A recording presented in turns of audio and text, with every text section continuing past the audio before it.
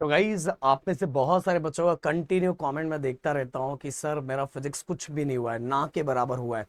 एक चीज जरूर मुझे कमेंट में लिख के बताना कि आपको खुद को कितना लग रहा है कि कितना परसेंट आपका फिजिक्स हुआ है। 10%, 20%, 30%, 50%, 70% या बिल्कुल 0%। जो है क्लियरली लिखो, क्योंकि मुझे वही चीजें चाहिए। आपकी झूठी बातें बिल्कुल नहीं चाहिए गाइस, जो सच है और अपने सब स्टूडेंट अपने को फॉलो करने वाले जो है वो स्ट्रेट फॉरवर्ड बोलते हैं गाइस। तो कमेंट में लिख के मुझे जरूर बताना। इस वीडियो का टारगेट लाइक गाइस मैं 1000 रखता हूँ। ऐसा ही video chemistry, math and bio का भी हम लाने का प्लान कर रहे हैं, जो मोस्ट पावरफुल है और बहुत सारी चीजें आपको पता चले। तो इसीलिए इस वीडियो पर टारगेट लाइक 1000। नए हो तो प्लीज चैनल को सब्सक्राइब करना, क्योंकि इस 100K के हम नजदीक हैं।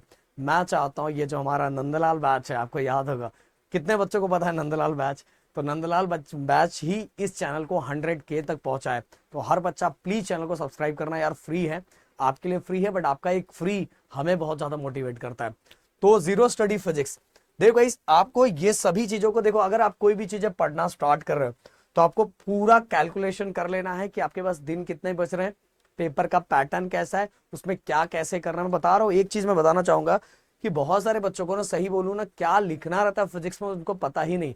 वो जैसे 10 में एसएसटी लिखते थे उसी तरह से इसमें फिजिक्स लिखते हैं। ऐसा बिल्कुल नहीं। बहुत सारे बच्चों का, इवन मेरे पास जो नए बच्चे आते हैं उनको भी मैंने एक दो लोगों को देखा है कि वो जो पेपर लिखते हैं ना, पेपर लिखने में क्या करते हैं, पूरा डेरिवेशन, पूरी कहानी भर देते हैं।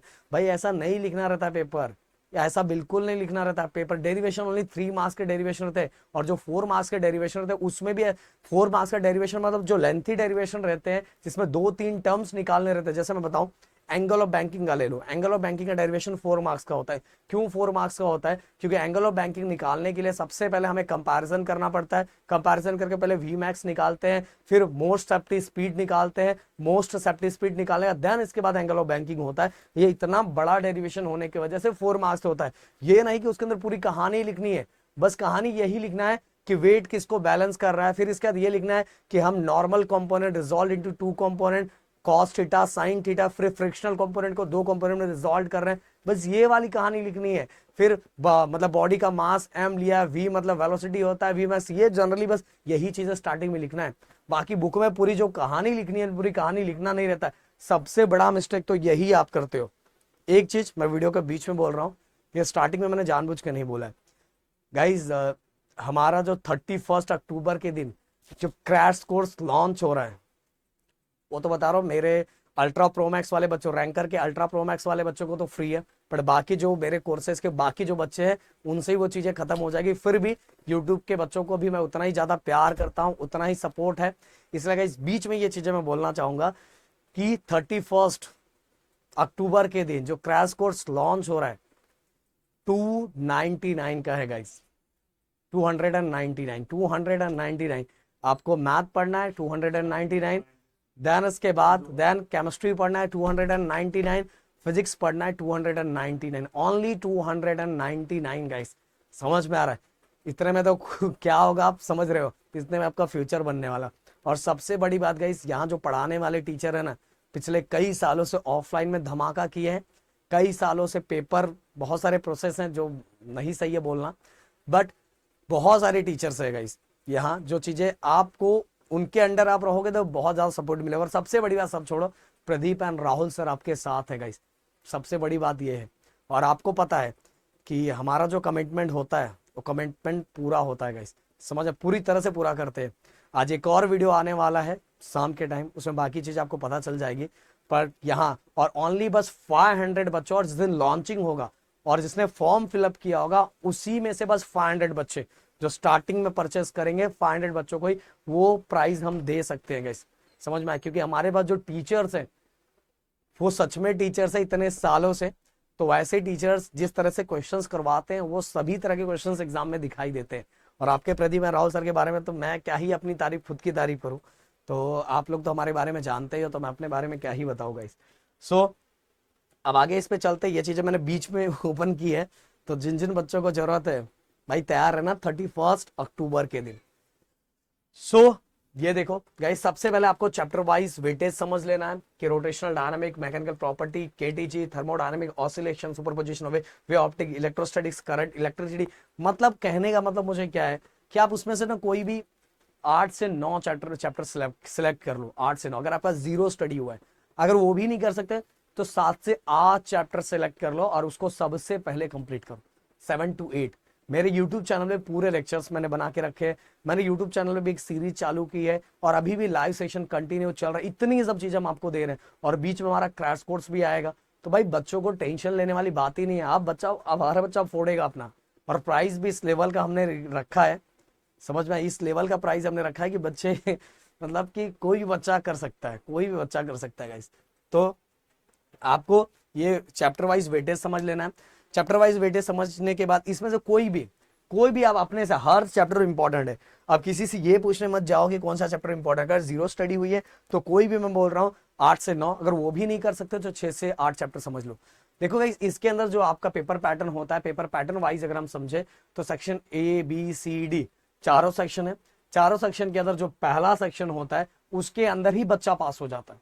बच्चा वो कर लेना तो भाई वही पास हो जाए, मतलब 1 मार्क्स का क्वेश्चन कर लिया ना तो ही बच्चे का जिंगा लाला हो जाता है। और बी और सी सेक्शन, बी मतलब 2 मार्क्स का क्वेश्चन, और डी में भी जो 4 मार्क्स का क्वेश्चन है वो 2 मार्क्स में स्प्लिट किया रहता है।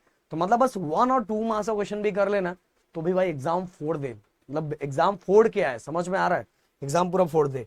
इसके बाद गाइस न्यूमेरिकल, और एक चीज और मैं आपको बताना चाहूंगा कि देखो गाइस, इस तरह का एनालाइज आपको करना है, इस तरह के कुछ चीजें। और देखो गाइस, मैंने इसके पहले भी आपको बताया था कि आपको ये प्लान करके चलना चाहिए, ज्यादा क्वेश्चन नहीं, 3 मार्क्स से 3 क्वेश्चन, 1 मार्क्स से 3 क्वेश्चन एंड 2 मार्क्स से 3 क्वेश्चन। ये आपका डेली का टारगेट होना चाहिए पहले 10 दिन। दूसरे 10 दिन 3 मार्क्स से 3 क्वेश्चन, 2 मार्क्स से 3 क्वेश्चन एंड 1 मार्क्स से 2 क्वेश्चन, ऐसा आपका टारगेट होना चाहिए। और साथ में गाइस, आप जब कर रहे हो ना तो ये चीजें आप एनालाइज करके बिल्कुल चलो, बिल्कुल पूरी तरह से। ऐसा, ये देखो कहाँ गया, मैं, मेरे को 1 मिनट ओपन करने दो फाइल। हाँ ये देख, ये देख, इस तरह की चीजें एनालाइज कर रहे हैं कि ये तो बस एक रोटेशनल डायनामिक है कि रोटेशनल डायनामिक के पिछले, जनरली मैं बता रहा हूँ, पिछले 3-4 सालों का जब से पैटर्न चेंज हुआ उसके बाद 3 या 4 सालों को भी एनालाइज कर लोगे तो इनफ है। फिर भी पिछले 10 सालों को अगर हम एनालाइज करें कि रोटेशनल डायनामिक इस पार्ट से, रोटेशनल डायनामिक पहले नहीं था, पहले सर्कुलर मोशन था, पर चीजें वही है, सर्कुलर मोशन है, रोटेशनल मोशन, ओके, ऐसा अलग अलग डिवाइड था, सर्कुलर मोशन, रोटेशनल मोशन, ऐसा डिवाइड था। बट भाई टॉपिक तो वही रहता है, पहले मोमेंट ऑफ इनर्शिया था, अभी मोमेंट ऑफ इनर्शिया, बस चैप्टर का नाम चेंज करके दोनों को एक साथ कंबाइन कर दिया है, सर्कुलर मोशन और रोटेशनल मोशन, रोटेशनल डायनामिक हो गया। तो अगर मैं पिछले 10 साल को एनालाइज करता हूं तो ये देखो आपके पास पूरा मार्क है कि हमारा circular motion, application circular motion, parallel axis, perpendicular axis में से कैसे कितने बार क्वेश्चन पूछे गए, ये सभी चीजें आपके आंखों के सामने हमने रखी है। तो गाइस, ये जब आप बना रहे हो ना तो प्लानिंग इज वाइज बनाओ कि कौन सा क्वेश्चन कितने बार रिपीट हुआ है, और जो क्वेश्चन ज्यादा रिपीट हुआ है गाइस उसको फोकस करो, समझ में। एक ऐसा नोट बनाओ, उस नोट पे मोस्ट रिपीटेड क्वेश्चन, फिर इसके बाद moderate repeated question, than less repeated question, इस तरह का सीरीज। सबसे पहले मोस्ट रिपीटेड क्वेश्चन करो, मॉडरेट इसके बाद, देन इसके बाद लेस करो। देखो गाइस, मतलब आपका कॉन्फिडेंस बूस्ट होता जाएगा, आपको मजा आएगा। और पढ़ने का तरीका भाई, मतलब रटो मत डेरिवेशन को, डेरिवेशन को बिल्कुल रटो मत। देखो लाइट भी चला गया, ओके, अब लाइट भी चला गया, मैं इसको सेशन को यहीं एंड करता हूँ, लाइट चला गया। और ये वीडियो सभी तक पहुंचा देना और बता देना, देखना चाहता हूँ यहाँ तक जो पहुंचागा उसको पता चलेगा कि लाइट चला जा चुका है गाइस। और मैंने बोला डेरिवेशन को रटना नहीं है, डेरिवेशन को रटना नहीं है, आपको क्या करना है, जैसे मैंने कल के लेक्चर में, जो मेरा लेक्चर था रोटेशनल डायनामिक, उसके अंदर मैंने आप सभी को बताया था कि किस तरह से आपको डेरिवेशन का जो डायग्राम है उसमें से इक्वेशन बनाना है, और इक्वेशन बना के चीजों को समझना है कि रिक्वायरमेंट क्या क्या है, क्या क्या हमें निकालना है। जैसे कोनिकल पेंडुलम का मैंने बताया था कि हमें कौन किसको बैलेंस करना है, उसके थ्रू हमने इक्वेशन बना दिया। फिर हमें क्या निकालना, ओमेगा निकालना, टाइम पीरियड निकालना है, फ्रीक्वेंसी निकालना, ये चीजें एनालाइज करके फिर डेरिवेशन करो। ओके, देखो लाइट चला गया है, अब जो यहाँ तक सुनेगा उसको पता चलेगा कि लाइट चला गया। तो चलो मिलते हैं नेक्स्ट वीडियो में। Thank you so much guys, जय हिंद एंड जय महाराष्ट्र दोस्तों।